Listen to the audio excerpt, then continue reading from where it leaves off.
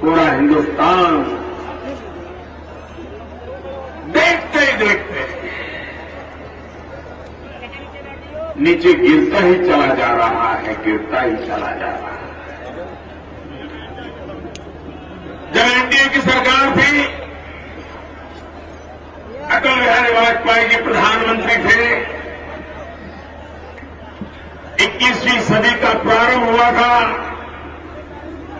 और पहले ही 2-4 साल में लगने लगा था, अब दिन बदल चुके हैं।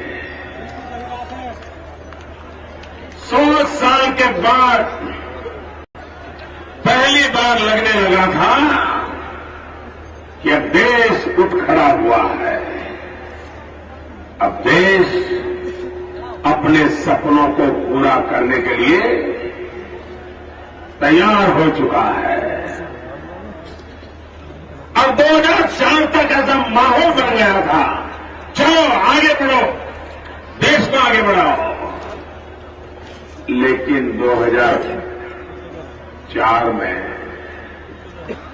ये मैडम सोनिया जी आते ही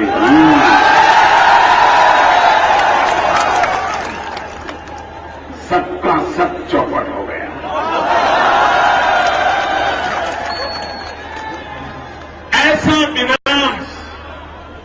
ऐसा बिना देश का इसके पहले किसी भी सरकार के कालखंड में नहीं देखा गया। और भाइयों बहनों,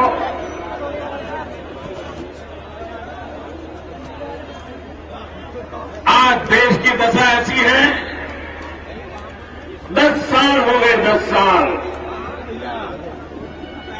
देश के प्रधानमंत्री को कांग्रेस के लोग भी अपना नेता मानने को तैयार नहीं। आप ये हमारे मीडिया वालों को समय हो तो इतना काम कर दें, एक 100 लोगों से पूछे, वो 100 लोगों का इंटरव्यू करें, उनको पूछे कि वे बताइए कांग्रेस का नेता कौन है। 100 में से एक भी व्यक्ति मनमोहन सिंह जी का नाम नहीं बोलेगा। अगर देश के प्रधानमंत्री की कोई इज्जत ही नहीं होगी, अगर कांग्रेस में कोई उनको पूछेगा नहीं, तो सरकार में कौन पूछेगा? वो मुलाजिम उनकी बात मानेगा क्यों भाई? अरे चपरासी भी उनकी बात सुनेगा नहीं, ड्राइवर भी उनकी बात सुनेगा नहीं। एक प्रकार से इन्होंने देश को अंदर से खोखला कर दिया, व्यवस्थाओं को तोड़ दिया, संस्थाओं का मूल्य 0 कर दिया। पद प्रतिष्ठा गरिमा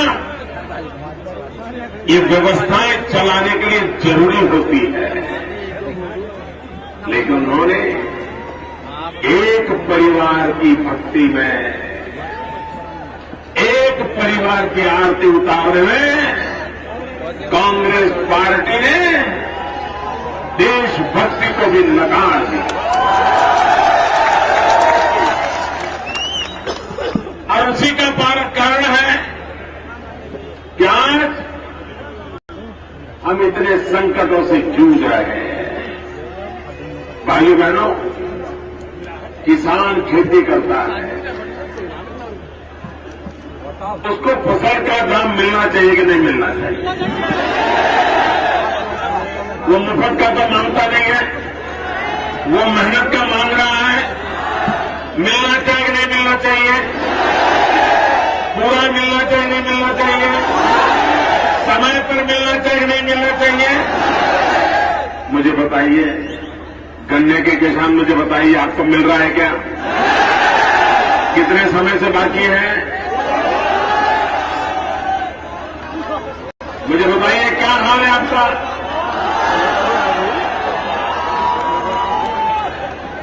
अगर गन्ने के किसान को मेहनत करके पेट भरने के लिए गन्ना तैयार करने के बाद भी अगर उसका पैसा उसको साल साल तक नहीं मिलता तो बेचारा जिएगा कैसे, बच्चों को पढ़ाएगा कैसा, जवान बेटी घर में होगी, शादी करना तय किया होगा, इस साल इतने गन्ने हो जाएंगे, इस गन्ने में से इतनी आय हो जाएगी, बेटी जवान हो गई है, शादी करवा लूंगा, लेकिन अगर गन्ने के पैसे नहीं आएंगे तो बेटी का हाल क्या होगा मेरे भाइयों बहनों। सवाल रुपयों पैसों का नहीं है, सवाल किसान की जिंदगी तबाह हो रही है, उसके सारे सपने तबाह हो रहे हैं। और इसलिए भाइयों बहनों, और कभी कभी तो क्या चालाकी करते हैं, चीनी के कारखाने देर से चालू करते हैं, गन्ने का किसान को मरना है तो मरे, इन पैसों वालों का खेल चलता रहे। भाइयों बहनों, आपके उत्तर प्रदेश में जितने चीनी के कारखाने हैं, मेरे गुजरात में उतने नहीं, 19 है, लेकिन कोई भी धनी उसका मालिक नहीं है।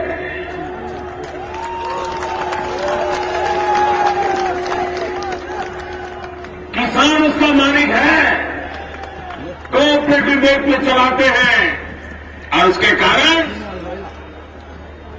फसल बोने समय ही तय हो जाता है किस चीनी कारखाने में किसका गन्ना जाएगा और कितना पैसा एडवांस मिलेगा, कितना पैसा बाद में मिलेगा, तो गन्ना बोते ही तय हो जाता है।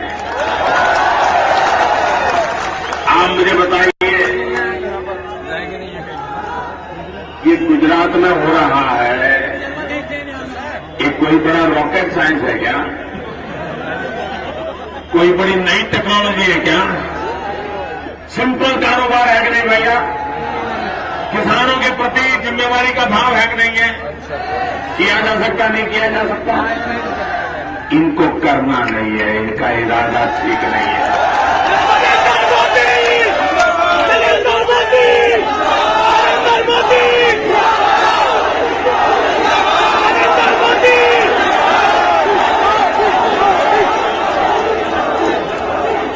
भाइयों बहनों, मुझे बताइए,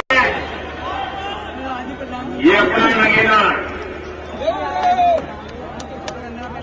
इसी क्षेत्र में, हम गुजरात में बचपन में भी छोटे गांव में रहते थे, तब भी नगीना का जो वुड क्राफ्ट है, लकड़ी की कारीगरी का काम, उसकी चर्चा हो रही है। आज है क्या कुछ बचा नहीं? बचपन में हम सुनते थे, क्या उसको आधुनिक नहीं बनाया जा सकता था? इतनी बड़ी इंस्टीट्यूशन चलती है एनआईडी, क्या ऐसे डिजाइन बनाने वाले विद्वान लोगों को लगा करके नगीना की नई पीढ़ी को कंप्यूटर के साथ जोड़ करके नई डिजाइन बने कैसे, उनके हाथ में जो कला है उस कला को टेक्नोलॉजी से कैसे जोड़ा जाए, वो माल जो यहां बेचते हैं वो दुनिया के बाजार में बेचा जा सकता है कि नहीं बेचा जा सकता है। पूरे विश्व को हमारे देश के हैंडीक्राफ्ट के लिए हम पागल कर सकते हैं, पागल कर सकते हैं।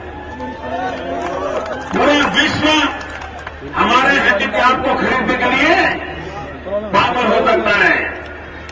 जैसे स्विस घड़ी के लिए दुनिया को पागलपन लगता है ना, वैसे ही नगीना के लकड़ी के काम पर दुनिया को पागलपन लग सकता है। करने का इरादा चाहिए दोस्तों।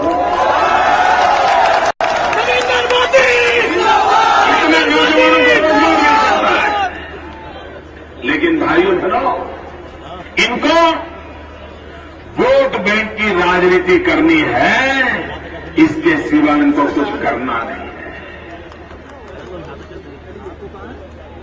अभी शहजादे जी ने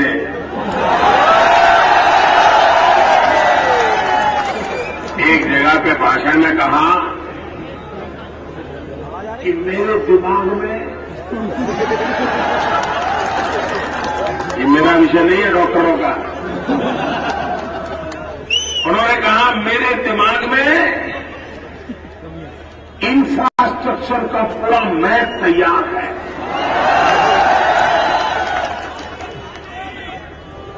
अरे शहजादे जी,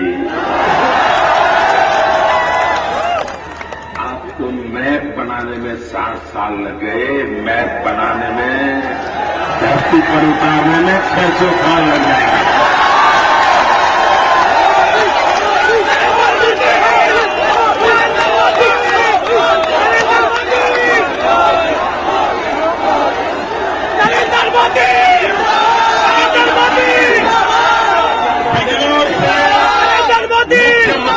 जाने वाली सड़कें ठीक है क्या? रेल कनेक्टिविटी ठीक है क्या?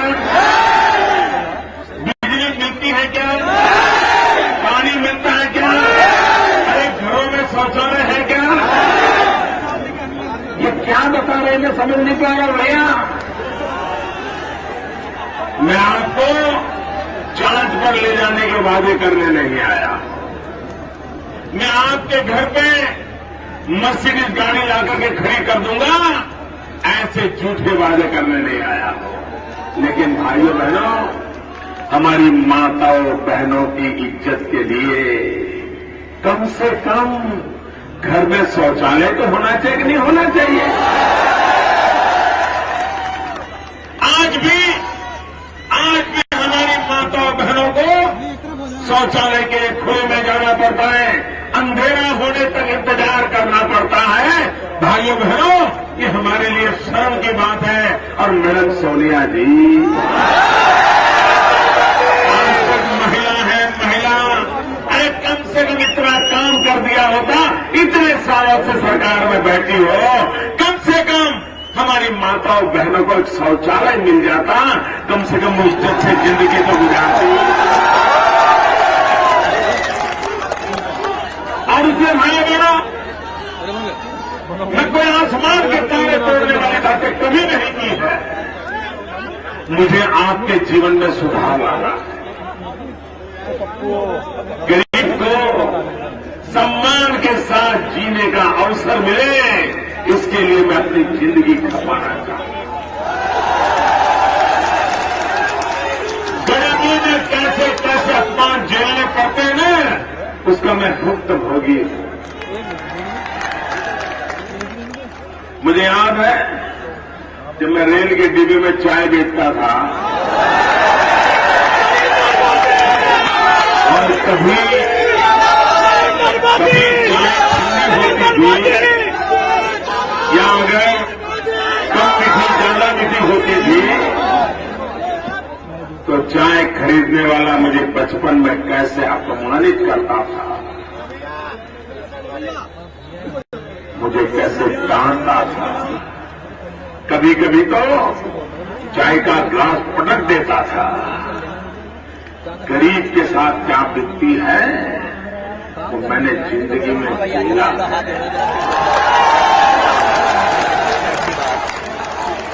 और इसलिए भाई बहनों, मैं आसमान के तारे तोड़ने वाली बातें करने के लिए नहीं, मैं सामान्य मानवी की जिंदगी में बदलाव लाने के लिए एक सेवक के रूप में आपका आशीर्वाद चाहता हूं।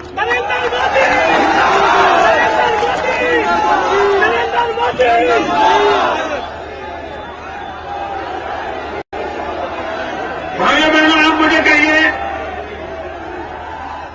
आपके हम बिजली का क्या हाल है? ये बताइए क्या हाल है? अरे ट्रांसफार्मर जल जाता है तो 2-2 साल तक ट्रांसफार्मर नहीं बदलते हैं, 2-2 साल तक।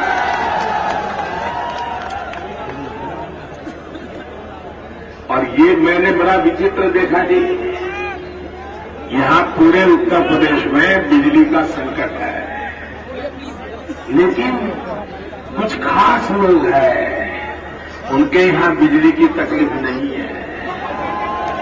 ये भेदभाव क्यों? क्या उत्तर प्रदेश के सभी नागरिक समान नहीं है क्या?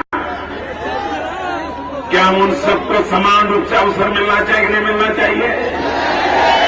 लेकिन भाइयों बहनों, जो बिजली में भी राजनीति करे, जो पानी पहुंचाने में भी राजनीति करे, जो अपने परायों का भेद करे, भाइयों बहनों, उनको शासन में बैठने का हक नहीं होता।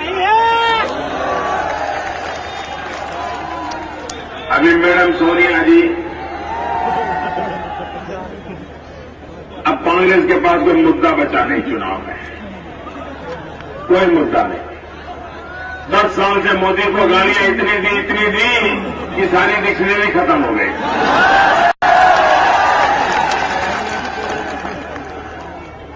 अब उनके लिए परेशानी है। भाई बहनों, हमारे विरोधियों के लिए इन दिनों बड़ी तकलीफ है,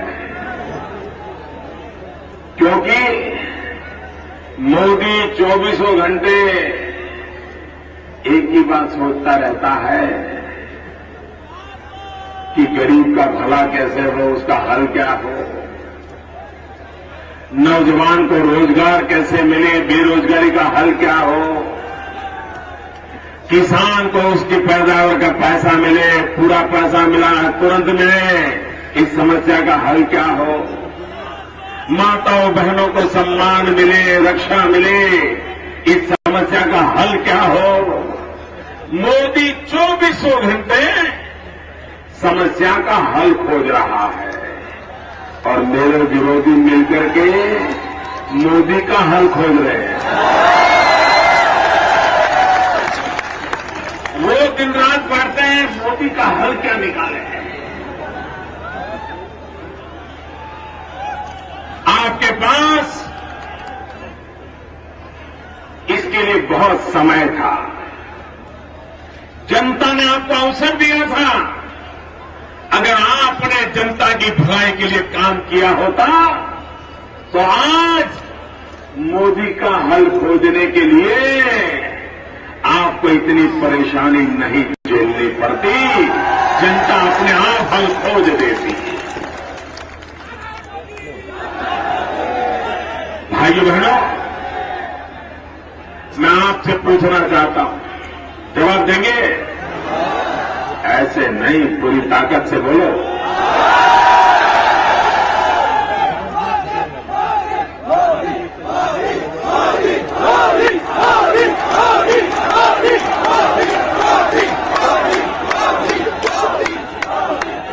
भाइयों बहनों, आप मुझे बताइए, आपके माता पिता जिस प्रकार की जिंदगी से गुजरे हैं, क्या आप भी वैसी ही जिंदगी गुजारना चाहते हो? आपके माता पिता ने जो कष्ट झेला है, आप भी वही कष्ट झेलना चाहते हो? आपके मां बाप ने बर्बादी का मंजर देखा है, क्या आप भी चाहते हो? आप बदलाव चाहते हो कि नहीं चाहते? अगर बदलाव चाहते हो तो पहले सरकार में बदलाव लाना होगा।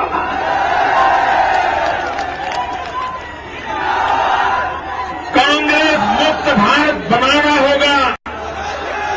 और ये उत्तर प्रदेश में एक कांग्रेस के जो 2 सिपाही सालार हैं, जो लखनऊ में तो कुश्ती करते हैं, दिल्ली में जाके दोस्ती करते हैं।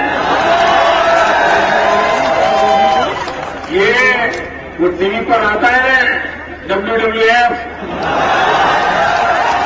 मुल्ला कुश्ती, ये सपा बसपा कांग्रेस, ये WWF वाले हैं, मुल्ला कुश्ती वाले लोग।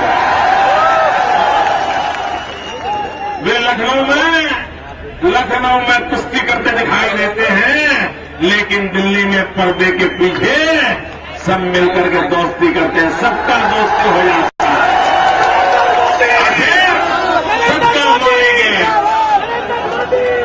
सबका मारेंगे, सोया ने सपा, बा ने बसपा, काय ने कांग्रेस, और इनका मालिक की जरूरत है क्या? ये भाइयों बहनों, ये नूरा कुश्ती करने वाले लोग, ये WWF वाले लोग आपको गुमराह कर रहे हैं। और इसलिए भाइयों बहनों, मैं आज इन्हें भी हटाना। इस बिजनौर जिले से ऐसे कर रहा मोदी तुम्हारी तरफ। पूरे उत्तर प्रदेश की जनता को प्रार्थना करना चाहता हूं। मैं दूरी से भैया खड़े काम पूरे हिंदुस्तान के मतदाताओं को प्रार्थना करना चाहता हूं। हमने बहुत नुकसान झेल चुके हैं। दुनिया तेज गति से दौड़ रही है, हम पीछे जा रहे हैं। हमारे बच्चों का भविष्य बिगड़ रहा है, हमारे नौजवानों का भाग्य अंधेरे में आकर के लटका हुआ है। और इसलिए भाई बहनों, अब वक्त मत बगाड़िए, अब वक्त मत बिगाड़िए। कभी कभी तो लगता है जितने दिन ज्यादा ये लोग सरकार में रहेंगे ना, इतने साल हमारी बर्बादी बढ़ने वाली है। उनका एक एक दिन हमारा एक एक साल तबाह कर रहा है। और इसलिए समय की मांग है, हम दिल्ली में सरकार बदले। भाइयों बहनों, आपको तो पक्का विश्वास है ना सरकार जाने वाली है? जरा जोर से बोलो, पक्का विश्वास है ना? भाइयों बहनों, सारे देश में एक ही आवाज है, इनका जाना तय है। ये बचा नहीं सकते, कोई बचा नहीं सकता। अब सीबीआई भी ये कांग्रेस को बचा नहीं सकते, कोई नहीं बचा सकता। लेकिन भाइयों बहनों, आप मुझे बताइए, क्या आप चाहते हो कि दिल्ली में ढीली ढाली सरकार बने? जरा जोर से बोलो, आप चाहते हो दिल्ली में ढीली ढाली सरकार बने? आप चाहते हो दिल्ली में पर्दे के पीछे खेल खेलने वाले पड़ जाए? आप चाहते हो पर्दे के पीछे जो लोग वो सरकार को नचाते हैं और सरकार नाचती रहे? भाइयों बहनों, देश में सरकार तो बदलनी है, लेकिन मजबूत सरकार लानी है। और आप भाइयों बहनों, आपने शासक बहुत चुने हैं, 60 साल तक शासक चुने हैं। एक बार सेवक को चुन करके तो दें। आपने 60 साल दिए हैं, मेरे देशवासियों, मुझे 60 महीने तो दो। लेकिन मुझे कुर्सी पर बैठने के लिए आपके आशीर्वाद नहीं चाहिए। मुझे पद प्रतिष्ठा गौरव भुगतने के लिए आशीर्वाद नहीं चाहिए। मुझे मुकुट पहनने के लिए ये सर पैदा नहीं हुआ है। मुझे तो बिंदास होकर के, निश्चिंत होकर के 60 महीने तक दिन रात आपकी सेवा में खपा सकूं, ऐसी सरकार चाहिए। मैं इरादा साफ बता देता हूं, मैं एक पल मेरे लिए खर्च नहीं करूंगा। मैं आपको वादा करता हूं भाइयों, मैं जितने दिन आपके आशीर्वाद से जहां बैठूंगा, मैं सिर्फ आपकी सेवा के लिए समय खपाऊंगा। लेकिन इसके लिए मजबूत सरकार होना जरूरी है। ढीली ढाली सरकार नहीं चलती है। अरे बच्चे भी स्कूल में अगर मास्टर जी ढीले होते हैं ना, तो बच्चे कहते हैं मैं स्कूल नहीं जाऊंगा, मेरे मास्टर जी में मजा नहीं आता है। ऐसा होता ही नहीं होता है। अरे छोटे छोटे बच्चे को भी मास्टर जी जरा दमखम वाले चाहिए, तो देश को सरकार कैसी चाहिए?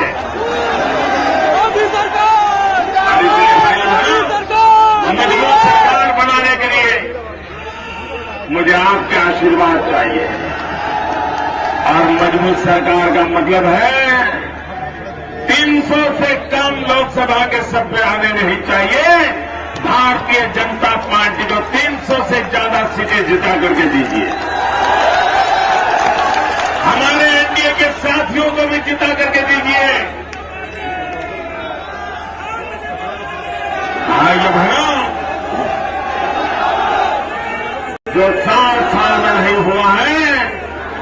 सारी कठिनाइयों को मैं 60 महीने में दूर करके रखूंगा। भारतीय जनता पार्टी के हमारे दोनों प्रत्याशियों को, भारतीय जनता पार्टी के हमारे इन दोनों प्रत्याशियों को भारी बहुमत से विजयी बनाइए। कमल के निशान पर बटन दबाइए। उत्तर प्रदेश से 80 के 80 कमल भेज दीजिए। मैं आपको मजबूत सरकार देने का वादा करता हूं। भारत माता के, भारत माता के।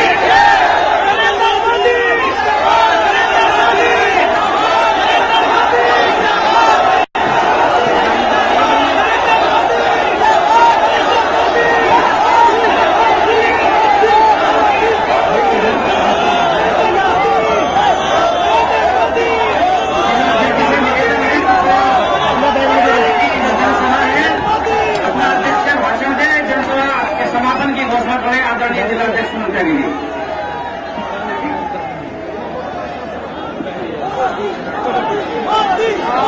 समय